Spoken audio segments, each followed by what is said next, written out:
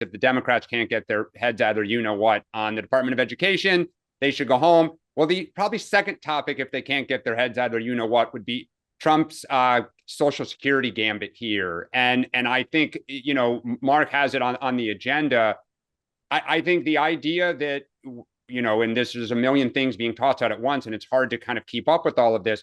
But Doge is moving on Social Security now. And one of the things that they announced here is that they are going to shutter teleservices for Social Security because there is the Social Security Administration estimates about $100 million a year, 100 million, not billion, a year in fraud,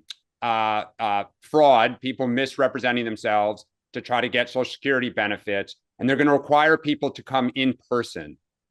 For a lot of elderly people who don't live in cities, that is a hard thing, right? The Social Security office may be an hour and a half away and they don't have access to a car or whatnot.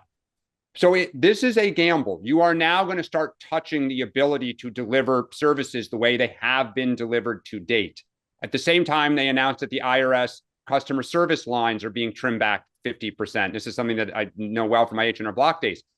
Real people rely on that. Like, where's my refund is the number one thing people call about.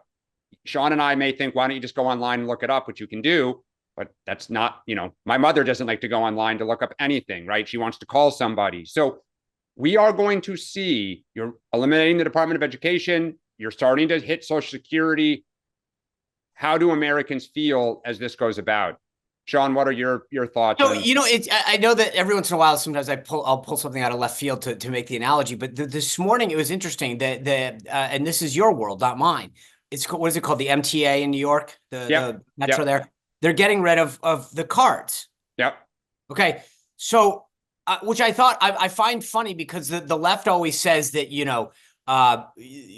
that when we talk about check cashing and they require people start saying that they're no longer going to accept cash, that's discriminating against people. So in New York City, completely run by the left, in a state run by the left, they're getting rid of MTA cards because it says it saves them like $20 million to print these cards. And you can, it's tap and swipe now. You put your phone up and go. I'm one of those guys. Same thing with your mom. I like phone calls. I like physical cards. I get that, but it's just funny when the party does reforms that make sense in New York City, getting rid of them, that makes total fiscal sense. When the Social Security office can point to thousands and thousands of people still on the rolls at 150 years old, God bless them, it makes sense to maybe at some point prove your identity, right? I had to go in the other day and I have a box that I get mail at.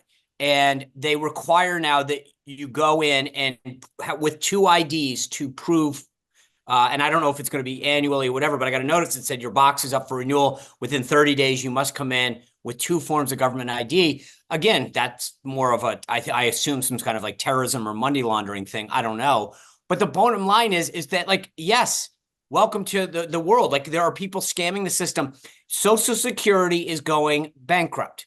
So you can either look at ways to help save it, maybe on the periphery to save money, to stop fraud, or just keep going. And so maybe the first few steps, or we're going to require people to go in, or you can continue to allow potential massive fraud on the system so that someone doesn't have to go into the office. Let's just be clear. If you have a child, if you get married, you have to go to a Social Security office. Okay. So I get it. This is at the older end of life, but when you're talking 65, that's the new 45. So it just, at some point you can't have it both ways. You can't allow the fraud to exist and then say, hey, one of the ways to do this is to allow people to come in and validate themselves at some point. Once in your life, have to do that isn't exactly the strong. I get it. It's a pain in the ass, but there's a lot of government benefits that you have to do that for. Look, I hear you in the way I and my family live our life. Like, it makes complete intuitive sense. Where I learned about this was when I lobbied for eBay on postal reform and was like stunned at how many people in the modern era rely on the post office for so many things, 6 days a week. I was like, sure, why don't you go to like 3 or 4 days a week? And why don't you close half of these? Like, don't you use email? Don't you? So I'm just saying, it's the real lives of real people. I get it. That even though we can argue you should rely on more modern services. You should use your iPhone to use Apple Pay versus an MTA card.